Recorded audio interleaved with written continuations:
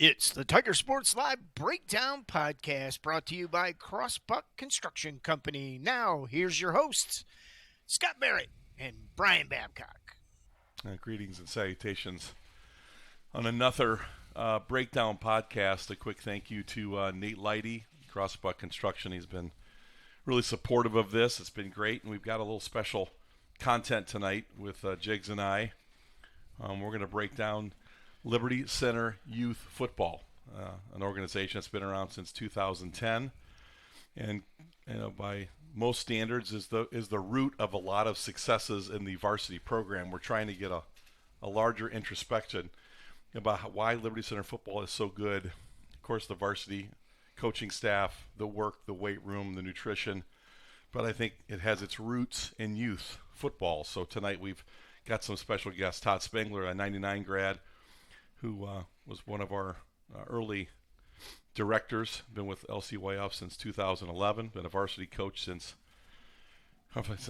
minus 11. What year did you start? 11 years? What was that? A little bit with Rex and then 10 years with Casey. A little touch with the legend, and he's coached all 12 of his kids for the last 37 years in 14 sports. So Todd lives on the road in a camper because he coaches so much.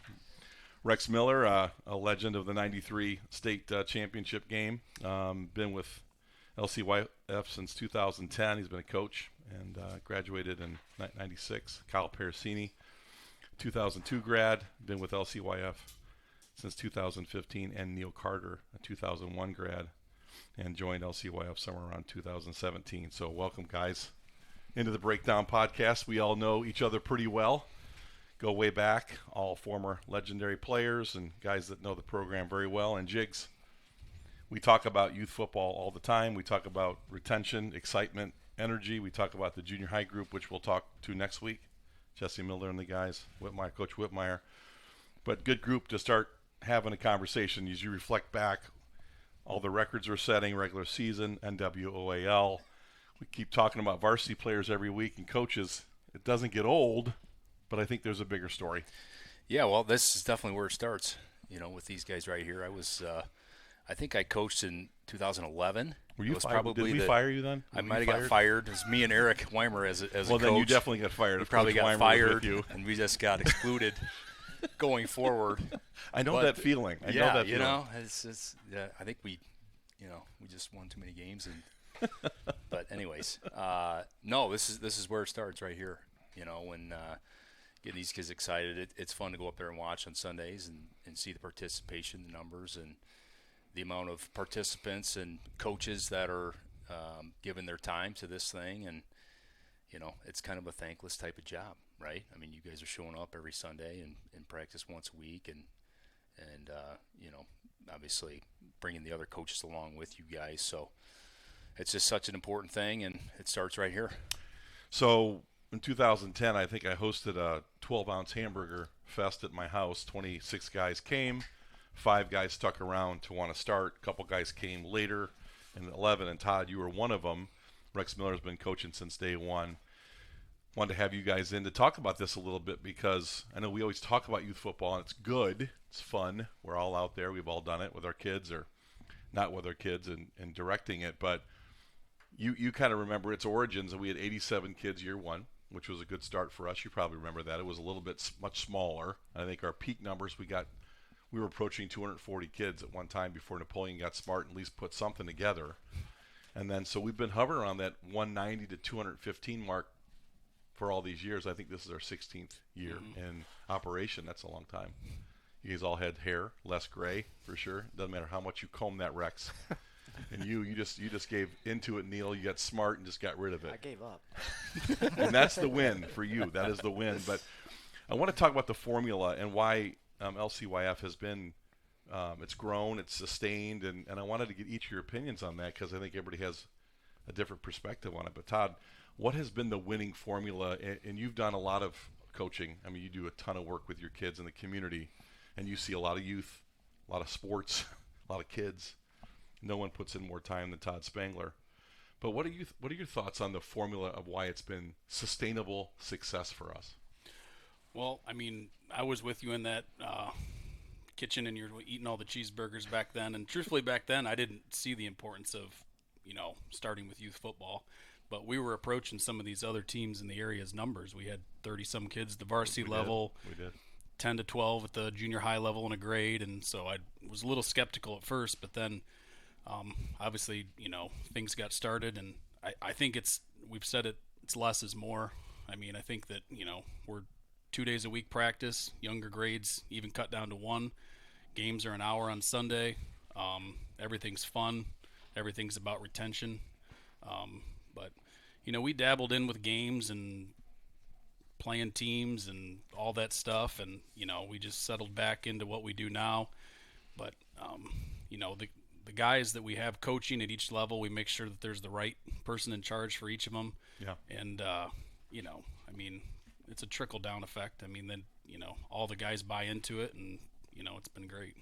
I remember I think you did come to that meeting and then joined the board after that, and we went through a lot of different things, but certainly I think it started because we felt like we needed to defend the sport. We had other sports playing year-round or 3.5 seasons, continually registering kids, and we're like, what are we supposed to do? And I remember Brian Hefflinger's senior year looking at that roster going, man, we're getting below 40 now.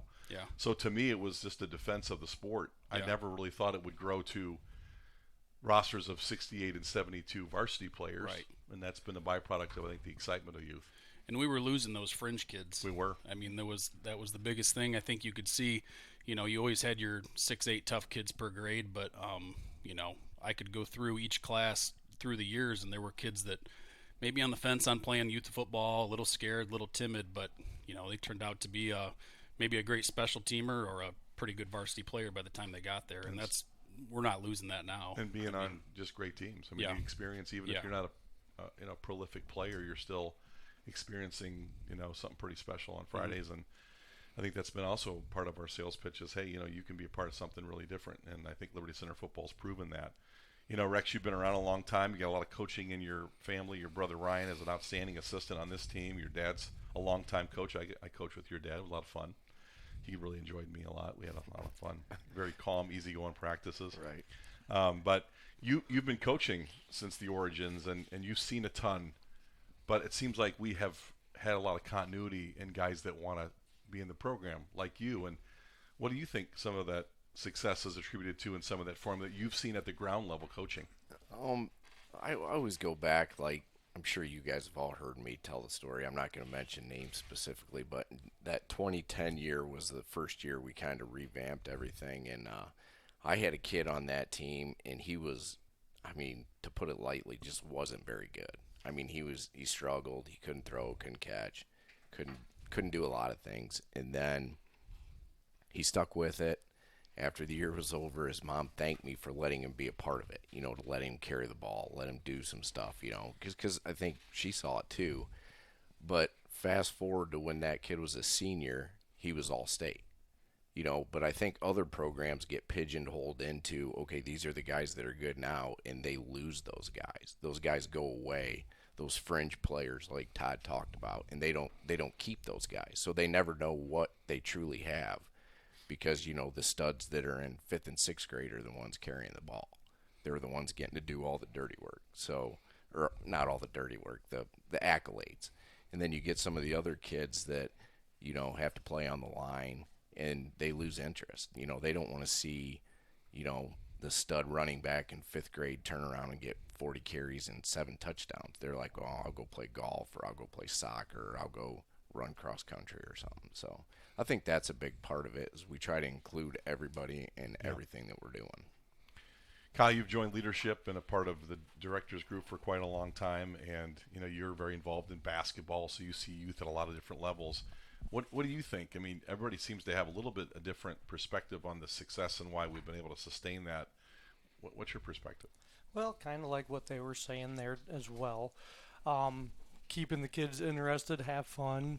Last night we had our annual Cheeseburger Tuesday, which kids talked about. Where'd you get the cheeseburgers from this year? We were Burger King. Oh, yeah. Yep. Yeah. Nice. Yep. So we have broiled. kids. Yeah, we have kids talking about that from pretty much the first practice, wanting to get that. Can I get 2 this year and all that stuff? So we, like Rex was saying, we got we let our linemen go in line first to get the cheeseburgers last night to show appreciation to those guys because they don't get to carry the ball. We had an offensive lineman carry the ball on Sunday this past week.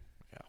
Let him try to get in the end zone. He didn't quite get there, but yeah, he didn't know the stance. But the importance of youth football, like I said, is to keep them hungry and wanting to be there and stuff like that. I mean, like you said, we don't expect much out of them. We just want them to be able to be there and have fun. Talk about the parents. You know, I know you have potential parent problems at every single level on, you know, thinking it should be done one way or my kid should be getting this, or do you guys have many of them problems, or is everybody pretty much bought into this is what we're going to do, it's working? I know your kid may be better and he probably could touch it a lot, but it's for the betterment of the team and the ultimate grade that they're with. I think early on we had a lot of those problems, to be honest with you. I remember, you know, Nick Miller was involved with the whole concept, and I remember having to step in between him and some other parents because they wanted their kid to score 7 touchdowns and get 15 sacks a game, and you know, we said, oh, we're not doing it like that anymore. So, I mean, early on, I think there were maybe some issues, but I think for the most part now, I think the parents are even bought into it. I mean, they see what we're trying to do, and we don't. I mean, every now and then maybe we'll run into an issue, but it's few and far between. I don't think we have too many issues nowadays with the parents. It's great. I think they know what to expect. I mean, they like it. They like coming only knowing they have to go to one place 1 day a week. That's it. Yep. You know, they know what they're setting their kids up for. They bought into it just as much. So I think we get more thank yous than anything for not being overburdensome or asking too much, because there are some youth programs that are starting in July, making cuts, playing 10 games, having a Super Bowl, you know, overwhelming, and the youth football just has not been that in this community. And I think the less we do, the more buy-in we get. Todd, do you disagree with that? No, I agree 100%. And I think, you know, the 5th and 6th grade, kind of where it builds up to, it's a tackle game and everything else. They're finally hitting each other, finally not tackling flags and everything else. And I mean, we're still not playing other teams. You know, we play each other on Sunday, and it's the same thing, the same plays every week, and could be boring at times, but you know, those kids are coming into junior high hungry to play Wauseon, Patrick Henry, everybody else. So I think that's a big part of it too. You know, they don't need to go get the rings and the trophies and the belts and everything else, you know. Heavyweight youth football belt. Yeah. Right. I mean, you know, we give them cheeseburgers and feed them at the end of the year, give them a football, and come back next year. Kyle, did you say that they were asking about the cheeseburgers day one? Pretty much. I think there's a reason why that's the reason why some of them actually play football is the cheeseburger. For the one day they get 2 free double cheeseburgers, BK broilers. Yep. Neil, you're in the administration. You sit on the school board, and you've seen youth football from a lot of perspectives. You know, I coach with your father. You're a big community person. You know, everybody that's been entered this youth football organization has a different time and place that they started to contribute. But as you look back when you started and prior to that, what do you think some of the successful formula is for youth football in Liberty? You know, I go back to when even we were coaching there at freshman in high school there, late 2007 7, 8, to 9, 10. Yeah, somewhere in there. And some of the varsity kids, and we're out there playing catch, and nobody can play catch. You know, you have a quarterback and a running back, couple receivers, and nobody else knows how to throw a ball. Nobody can catch a ball. Our trainer, Katie, I mean, good athlete in her time. I mean, she was better at throwing and catching than most of our kids, you know. And you go back and you look at the youth, like what Rex said, and you had those 4 pigeonholed kids that are the only ones that ever got to touch the ball, you know. You can go now, I think most of the kids on varsity can do anything. You know, all the linemen can throw the ball well, catch the ball. So, I mean, when the youth up till the fifth and 6th grade, I mean, everybody's touching the ball. Everybody's running the ball. It doesn't matter. You know, we're all going to get a chance to do something. So I think we develop athletes out of these kids and give them an opportunity to do what they want when they get older. That certainly seems to be an appealing opportunity because they get a chance to do something. And we talk. You're never just a lineman or a wide receiver. You get to rotate, and I think that was one of the cool things we did early in the flag portion. I think even you guys in the tackle portion, everybody got a chance to touch the ball a little bit and experience each of the positions, and they got taught, in the drills of how to grip the ball. I mean, real basics. And I think was a real fundamental for us, was teaching fundamentals, bringing excitement, keeping it fun, and keeping it really simple and affordable. And I think those pieces have been pretty pervasive throughout. I think that's a big reason why we've stuck to our guns, because Todd, you've been a part of it. I think you guys have seen it.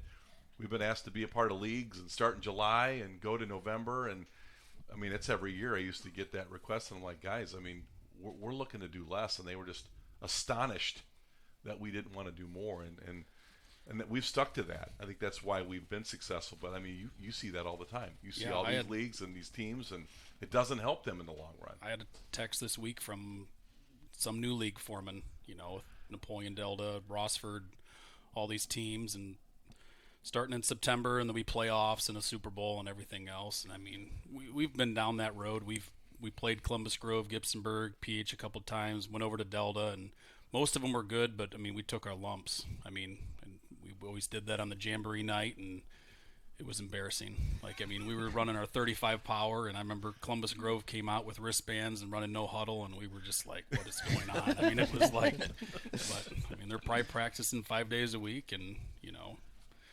that was fine. So we took our lumps and went back the next year. I remember being at the concession stand, one of those Jamborees, and the Evergreen guys who I played some softball with, hey, Parrott, what is wrong with Liberty Center football? I mean, we just came in here, and you remember getting beat by Evergreen would come over here and just beat us to death, and we didn't care, and we weren't talking about it, but they were. That was a big deal to them. I'm like, listen, if you're in it for 5th grade championships, let me know where you hang the banner, because I want to come look at them, because they don't get any banners.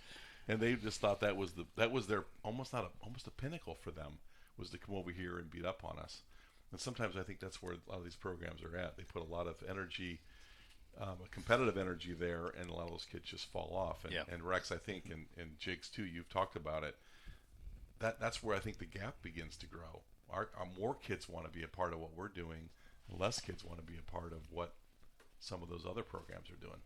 No, I 100% agree. I think those other, and like we talked about earlier, our numbers were kind of getting to that point because that's what we were doing. Yeah. And then the Flackle business and all that. Yeah. We had 3 or 4 really, really good players, but then we didn't have anything to go with them because we pretty much told everybody else that, well, you're not good enough to play.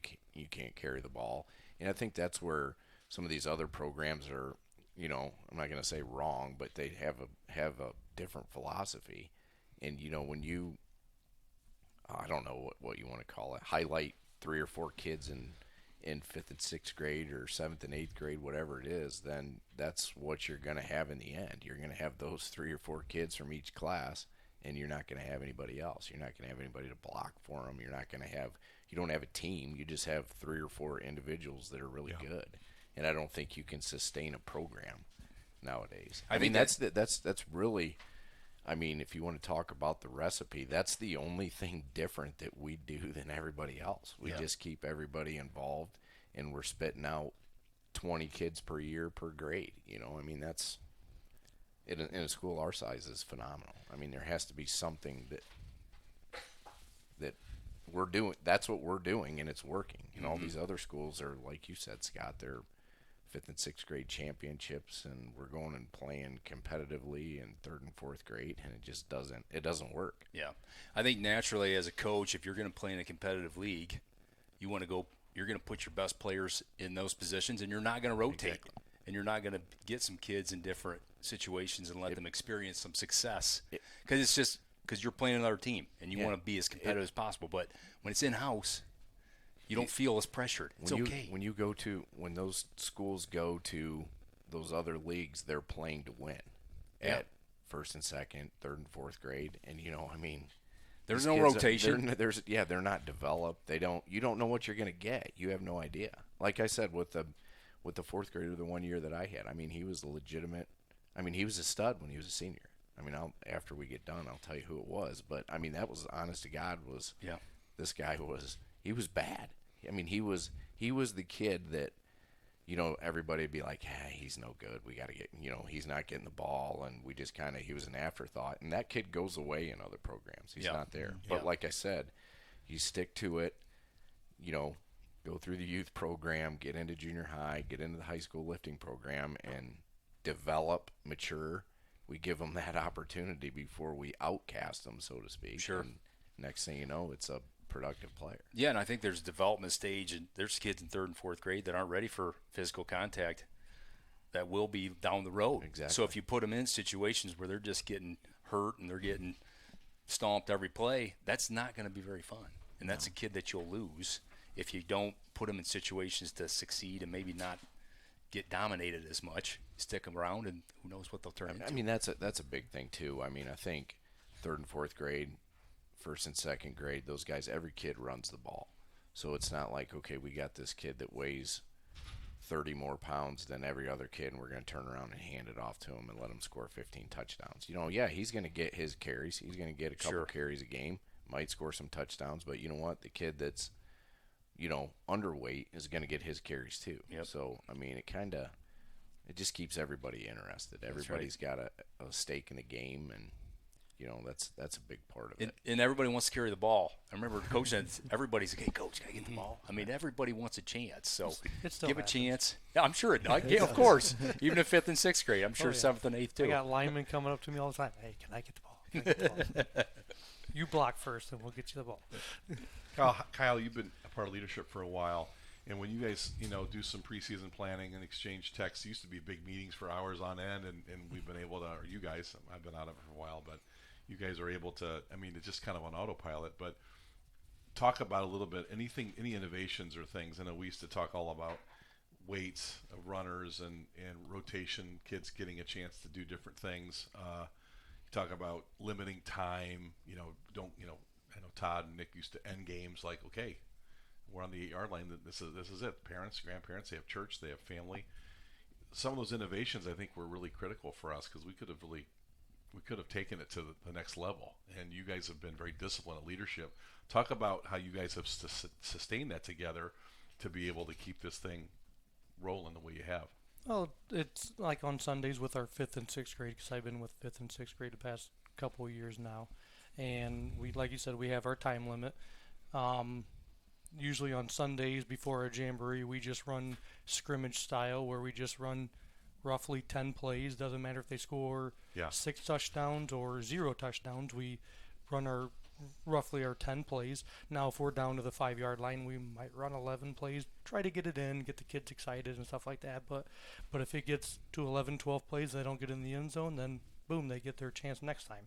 So that's one thing we got there. So, and then obviously this Saturday, I told the kids we're gonna run it like a game. There's going to be time on the clock. You fumble the ball, the other team gets it. We're going the other way with it. So, and I think we're just like I said, running like a game and go from there.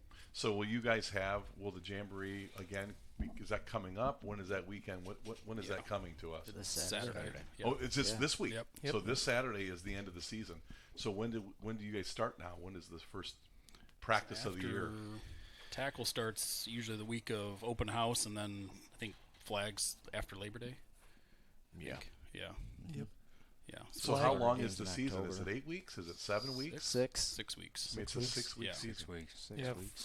flag is the first Tuesday after Labor Day, and then tackle starts a week or before that. Yeah. And everybody still plays on Jamboree Day Mhm. in slotted times on the varsity field. Talk about that a little bit, Neil, about kids at all ages. They go watch their heroes on Friday night. Certainly has been great success at the varsity level. You see it. You've seen it both as a parent and you've seen it as a coach. Talk about what you see in the kids and the families. How exciting is that for them? It's a big deal. I mean, you get to go play on the varsity field with these kids, and we do a great job with the 5th and 6th graders. Make it a game like under the lights. Got the scoreboard going. Go in the locker room beforehand. A couple football players come in, talk to them, get them all jacked up. They feed off that. I think it took a while to kind of get the system through, and then once you get that varsity success, and then all these kids see it, and then everybody's buying in. It's hard. I think we spend more time trying to reel them in You know, especially like 3rd and 4th grade. You know, they see the 5th and 6th graders getting to hit, and some of them are wanting to kind of take that next step a little bit. I mean, we spend more time probably. Okay, hey guys, back it off a little bit. Okay, you know, they're so hungry when they get to 5th and 6th. It's easy at this point. I mean, it's really easy to get them excited to want to go play football. You know, you don't get to see that a lot, and I think it's like you said. We go after our first, we have 2 weeks of practice where it's 2 nights a week, and then after 2 our a week. first, yeah, Got a 2 a week. yeah. So we have 4 practices leading up to our first game, and then we have 1 practice a week after that. I mean, so And they're getting there 45 minutes before because they don't have enough, Todd. I mean, these kids, they want more, and that's kind of been the formula is to keep them hungry, they right? do, I mean, and it's not hard. It is not hard to keep them hungry if they're not doing it that often. So, I mean, like we said, that's our goal. We keep them all out, and you feed 20 kids into 7th grade. That's all our goal is by the end of the year. If we can get 20 kids into 7th grade, you know, you talk about how competitive everybody wants to be going up to it, and we have not lost any competitiveness in junior high.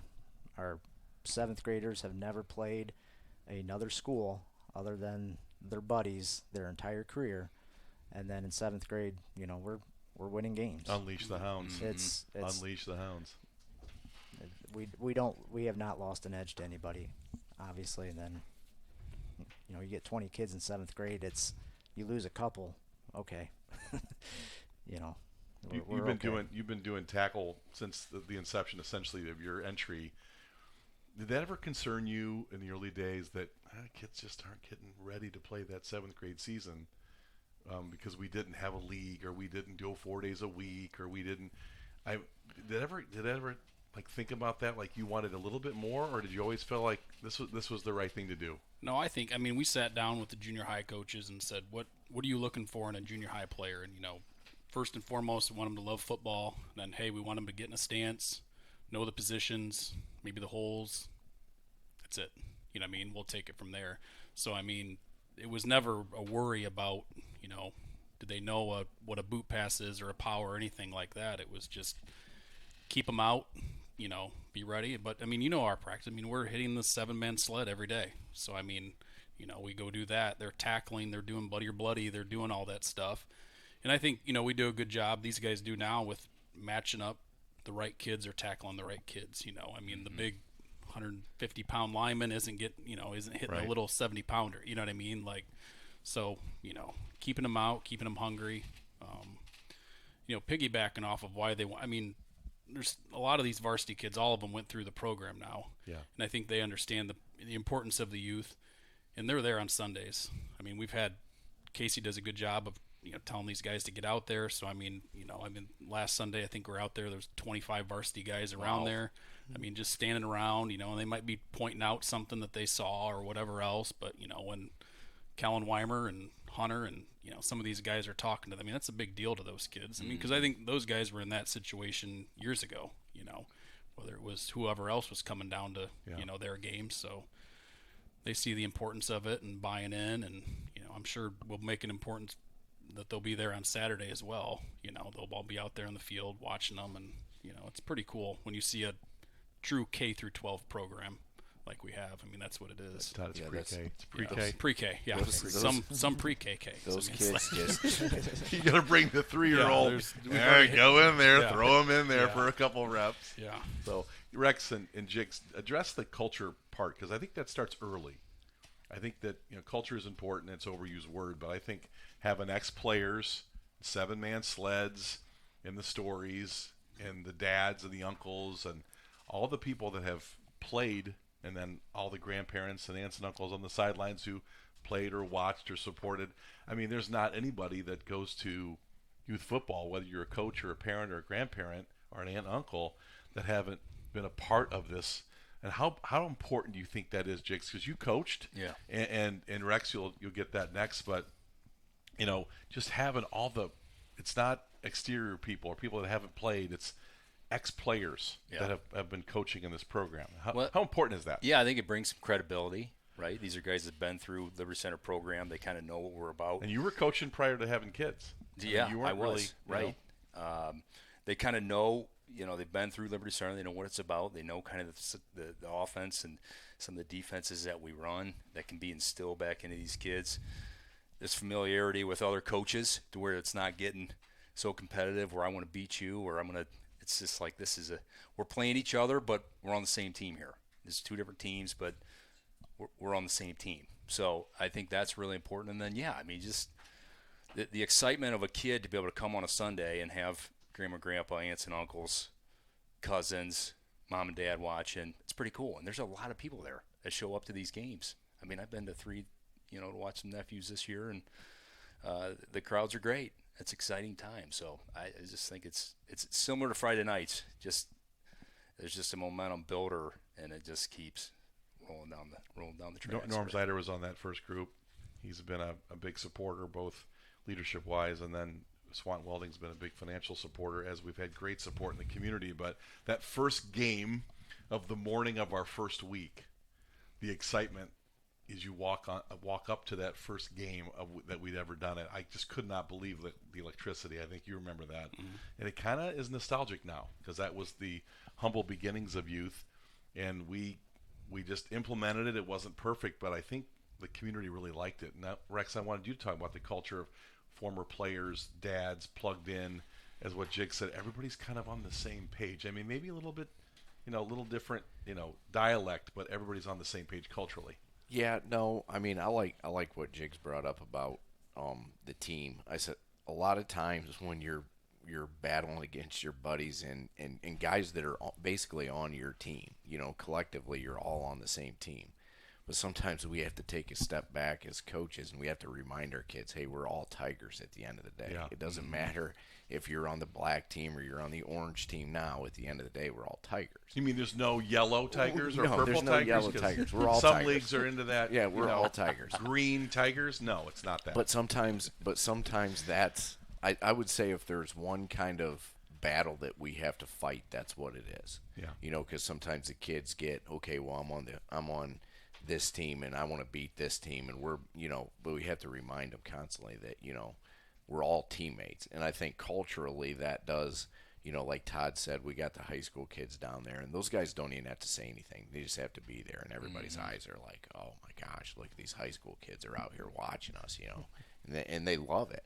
Yeah. So at the end of all the practices and the games, it's a constant reminder. Hey, we banged each other up here at practice or at the game, but at the end of the day, we're all teammates. So you have to treat guys with respect, and I think that's the culture that gets built. And all our families have been through it. I mean, we've been doing this for so long that people are like, okay, this is what it is, and it's hard to argue with something that works. So the parents, the grandparents, everybody knows what to expect. It's all right. This is what you're going to get. This is how we're going to do it, and I think that's a big contributor to how we, just progress and create that culture. Football. There was a time where football had a little bit of a bad rap. It's too physical. It's concussions. It's ALS. It's all these head injuries. And I'd rather play soccer. I'd rather be in archery. I'd rather fish. And you had this wave of that before. It was probably a decade ago, maybe 8 to 12 years ago. And we ran into that, and I want your perspective, Kyle, on you're a dad, that matters, your child's health, your wife, that matters to her family, how your kids are taken care of. And I think that's one thing we do at LCYF is we really take care of the kids. We give them great equipment. The coaches are on top of things so it doesn't get out of hand, like Rex talks about. But talk about how LCYF runs and how we keep it safe and we keep it where kids aren't afraid. There's a few things that I think we implemented early that really helped, but how do you see that safety factor and how we overcame some of those concerns on concussions and injuries? Because we've never had a serious injury, really. We never really had a notable concussion, knock on wood. Tomorrow, this Saturday, we'll have 4 kids with broken legs and life flight them out of here. Yeah, we had one. We had one. I mean, but that's not been, we haven't had that really to deal with. How do you think we've avoided that, and how do you think we've overcome that? Well, like I said, our equipment is very well. I mean, we're picking helmets from the youth to take up to the varsity level and back and forth. So some of our some of our youth equipment is better than varsity Yeah. and junior high? Well, I know it's better yeah. than junior high. Yeah. Yeah. Oh yeah, They have to borrow a good helmet. there's- my junior high son was mad that they got new jerseys this year because he didn't get one, and they're like, these jerseys are better than the junior high jerseys and stuff like that. So, and it's what they get them every 8 years or something like that. So, but yeah, as a parent concerned about health, like me, longer than that, 30 years ago, nothing was going to keep me off the field. Doesn't matter Right. what kind of injury and stuff like that. And I think the kids nowadays still have that mentality, but as a parent, yes, you're watching out for your kids and stuff like that. But like you said, the equipment is so much better nowadays. Yeah. It's a little safer. The way that the rules are for tackling, Yeah. we can get mad at those rules, the blindside blocks and stuff like that. But it's there for a reason, to keep kids' heads safe and stuff like that. So I mean, Saturdays you hear all these boos and stuff like that when you see a yellow flag get thrown on the ground, but it's all about safety, and everybody wants their kids safe. Neil, talk about that. I think, again, as a person with the administration, you and Todd both look at those types of things, keeping kids safe, community people. It matters to them that when they go watch a game that there's not hyper violence. This isn't the NFL, the 70s. They want to have fun, but they want to keep it safe. Talk about, I know you prioritize that, safety and fun, but yet how as a parent back in that generation where we were fighting some of that, how have we evolved to be able to address those concerns? I think it's like what Rick said from the beginning. We look at matchups. The biggest kid in 6th grade's not allowed to carry the ball. You can do The it in high weight school. limits and those Yeah, I things. mean, what's the point? So you can score the 15 touchdowns and Grandpa's happy. It doesn't help anything. So, really pay attention to lining up. And even in the younger, the 1st, 2nd, 3rd, 4th, we have hand pads that we use that, just go up as the linemen to block each other, But if we see a 4th grader who's twice the size of a 3rd grader, we're going to move them around real quick. Hey, you guys line up. Let's get the sizes right, and make sure when we're carrying the ball, even though it's flag, we cannot stiff arm. We're not going to put our shoulder down and run over the smallest DB you can find back there, So we really take a conscious effort to just start by looking at the matchups, making sure that we're going to keep the kids safe out there, and when they're safe, you're playing. You have more fun playing, knowing that you're not going to get ran over by the biggest kid out there, So they still do a lot of. It's fun, like you said, we're doing Bloody Your Buddy in 5th and 6th grade, but you look at the matchups and you can have fun doing that. Them little kids can get matched up with each other and they have just as much fun and they want to try to hit as hard as they can too, but Which most of the time isn't very hard. Right. Well, Too their slow mind- and too light to really. In their mind, they laid them out. Oh, so, yes, but that's all that matters. And they're just as excited as at thinking they went up against the biggest kid on the team. So we can keep it safe and have fun at the same time. And there's a ton of energy when you guys are doing that. It's a lot of fun to watch. I wanted to, before we get to the end here, and I want Jigs to comment first, and then I want each of you guys to comment. Football around here has not been great. Football is a sport, I think, at high school level. We've dumbed the playoffs down to 7 divisions, and 16 teams finally got that to 12. And it's a little bit more watered down than what we're used to seeing. And some of these power programs, the Swans, the Wassians, the Bryans, that were, they were just fierce when we played. Just not the same. And I think a lot of it's the 7-on-7 mentality. We got to protect players, and we don't want to practice hard. And then they get into a game with the Physical Liberty Center, and they just don't want to be a part of that. But Jakes, you can start. But we're a wing T team, and we do that at youth. We practice wing T principles. We drive 7-man sleds. I remember when Skinny Miller came over with his kids, and he's like, "Why is there a sled here for flag football?" Well, you can still teach the foundations of wing T power football in pre-K, and I think we've done that successfully. We didn't have to go to flag where we're all 7 wide and the quarterback and some fake rush. We're actually blocking with hand shields, and we're not killing people. We're blocking. We're running powers and sweeps and traps and boot passes. You did all that. How important do you think that has been for our varsity success that kids at 5, 6, and 7 hit sleds, block and drive and run traps. Yeah, I think it establishes a foundation of the expectation of this is how we're going to do it at every single level as you move forward. If you're running a 7-on-7 type of offense in 5th and 6th grade, you're not getting them ready for what they're going to get into in 7th and 8th grade, right? So that is established at a young age. These kids are learning how to block in 5th and 6th grade.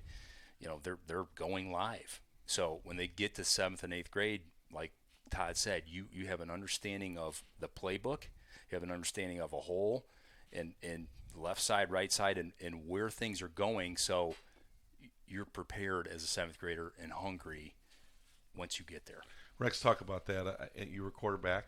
You played in a state championship game as a young player. I think you were a sophomore. The Hager, the 93 team was a great team. We were a great running team, although I know you would say you could throw it a little bit. But, you know, that's who we are. That's who we've been.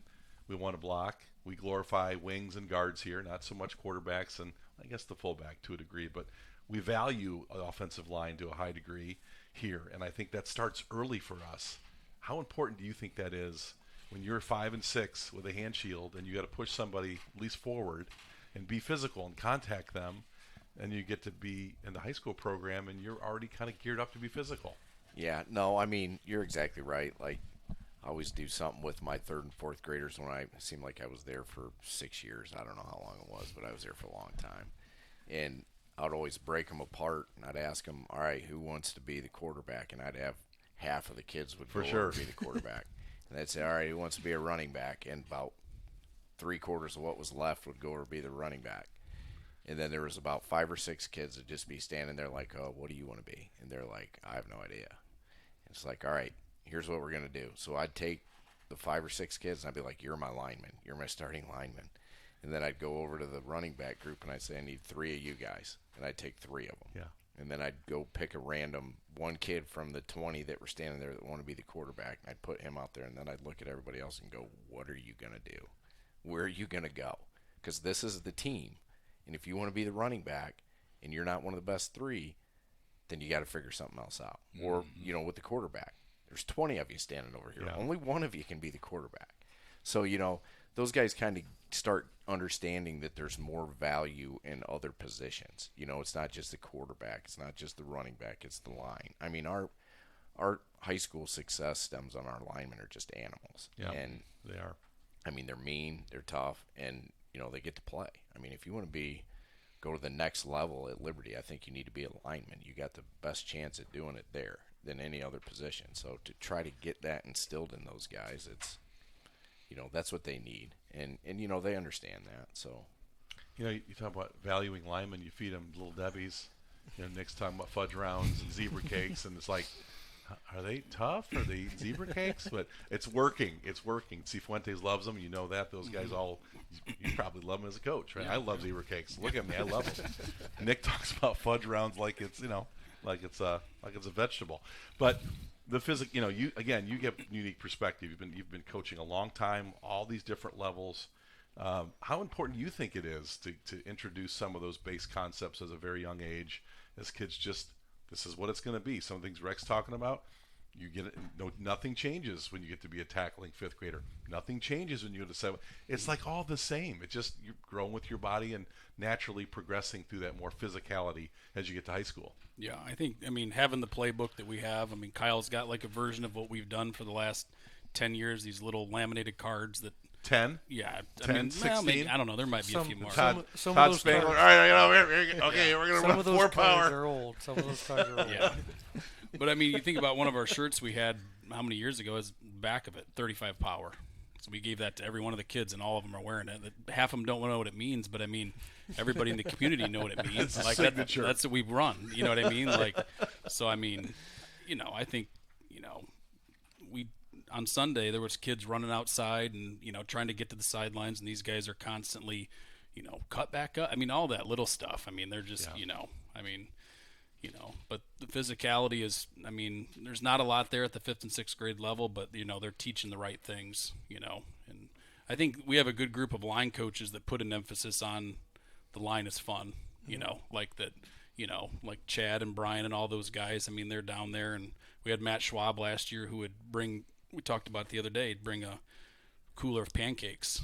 He'd give out pancakes to the linemen as they would pancake guys, and he had fresh pancakes in his bucket. You know, kids are eating pancakes in between plays. So I mean, stuffing them in their mouth. Yeah, it starts at a young age. Kyle, what do you think about that? I mean, obviously, you know, again, you're also in basketball. You understand you've got to be physical in that sport as well. You do a lot of coaching and coordinating there, but what have you seen about some of that cultural physicality that's really translated into our high school program?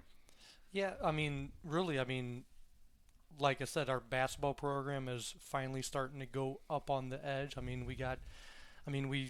It's the football program I give a lot of credit to because we put those athletes on the basketball court, teaching some skill, and Greg, for the most part, some games I feel like he tries to out physical kids and stuff like that, and like I said, we just got a great group of athletes that just hit the weight room and just love to play the different sports.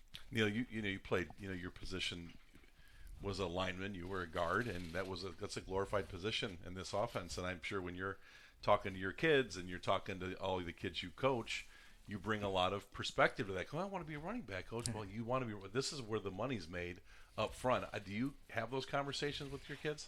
Oh, I do all the time. It's you try to tell them how much more fun it is. You get to hit someone every single play. There you go. You want to hit somebody, then go on the line. You know, you're going to hit somebody. But it's you can go through our elementary kids, and like you said, it's we've got them to where they know, okay, I'm running to the left, step left. You know, they can do that basic stuff, and they get excited. It's something you see it at the high school level, and that's just not something like all of a sudden you're a sophomore, junior, and oh man, I want to hit somebody. It's instilled pretty early. Yeah. And everybody knows that you're just going to grow up and you're just going to hit somebody. So I mean that culture is just instilled from the beginning, and you just it's an expectation. When you see a 5-year-old hitting a 7-man sled, Todd, that's exciting. Yeah. Because they're going to hit it when they're 18. Yeah. That's 13, Keep 14 going. years of hitting sleds. Yeah. As we wrap up, we want programs to get better. We want to beat Delta. That's all I want to do is beat Delta. We want to beat PH, and we want to win all these games. But really, we want football to be healthy everywhere. So these games are great again, like they were when you guys played. And I never played a team that I didn't think was good because we were coming out of an era we weren't very good. And if you were to give a piece of advice, someone from Delta or someone from Ayersville that had these leagues that they're playing in and all these games, what piece of advice would you give to the general football public about if you want to be successful, not just in youth, not just in junior high, but be successful from youth through the varsity program? What advice would you give them, Todd, as a youth director and leader in the football program at the youth level and a varsity coach? What would you tell somebody? Todd, what are you doing here at Liberty? How do we get that? How do we do that? What would you tell them? I'd tell them, it's tough. You know what I mean? You know how it was. We talked about it earlier, how tough it was year 1, year 2. Not everybody's bought in. They don't see the instant success or, the turnout or everything else. But, I mean, said it earlier, less is more. I mean, keep these guys hungry, focus on retention, everything else. The leagues aren't where they're at, where it's at. I mean, we could name teams from every league and every opponent that we play and what they do, and that would be about it. Less is more, and I mean, that's about it. Rex, what would you say if I'm sure you've taken that question because you've been around a long time. Rex, what do you think? What Liberty Center Youth Football doesn't seem like you do much. You're only there one day a week. I mean, how do you get that to translate? What would you tell a program that's trying to build something? Yeah, I do get that question a lot. But I just tell people the recipe's not anything too complex. It's like Todd said, it's less is more. It's more about being less competitive when you're younger so that you're more competitive when you're older. And it's a numbers game. I've talked about the numbers and retaining kids that, are not as developed right now because you don't know what that kid's going to be. So it's about that. It's about, getting a group of guys together that can set aside their competitiveness and letting those guys coach and help it be about the kids and not about winning games when you're in first and second, third, fourth grade. It's about having fun, and I think that's what it is. It's a numbers game for these schools. They need to figure out that, we don't need to be competitive when we're younger, but we'll be competitive then when we're older. It's more about retaining the kids. Kyle, what would you say I'm sure you've taken this question on. I'm sure in basketball too. The way you guys do basketball, a lot of in-house stuff, a lot of real fundamental. That you're competitive, but you're competitive with each other. You're not out playing. Now, some guys do get supplemental AAU and things like that. Some guys do that in football, which is fine. But as a whole, what would be some advice you would give to somebody to say, hey, Kyle, how do we do this? Well, it's one of them where it's like, let the kids have fun, let your coaches coach. Sometimes I feel like these parents try to step in, not so much here, other schools. Let the coaches coach, let the kids have fun. I mean, that's all it is. I mean, when you get frustrated kids quit on you and stuff like that. Jigo, you coached it. You've seen the high school success. You played in this varsity program. If someone said to you, and I'm sure when you're out there, you see it, guys from Napoleon you go to church with, what's the deal? Why is Liberty successful? Why is it sustained? What would you tell them about how to build a youth program? Yeah, well, I think these guys have pretty much hit it. I think just kids develop at so many different levels, and you can't put a kid that's not as mature against somebody that's mature and have a bad experience, because kids will quit over having a bad experience and just one time, right? So I think we could tackle it first, second, third, and fourth grade. Would that be productive? It would not.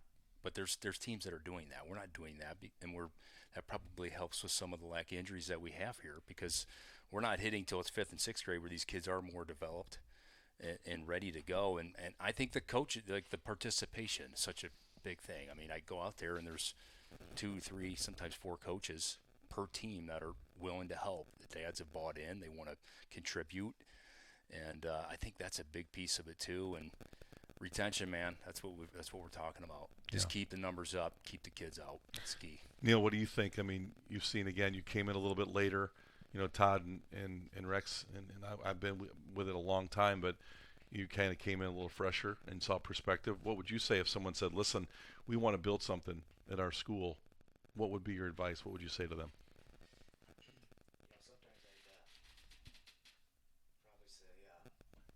get the dads out of the way. Yeah, wait, I mean, and we're all dads. Wait. And what I mean by that is when you already have an established tackle travel program and you've got those 3 kids that are dominating, you look at who the coaches are, it's probably their dads, right? So the hardest thing is to get those dads kind of out of the way and say, hey, we're going to change it up. Your kid's not going to be the stud this year.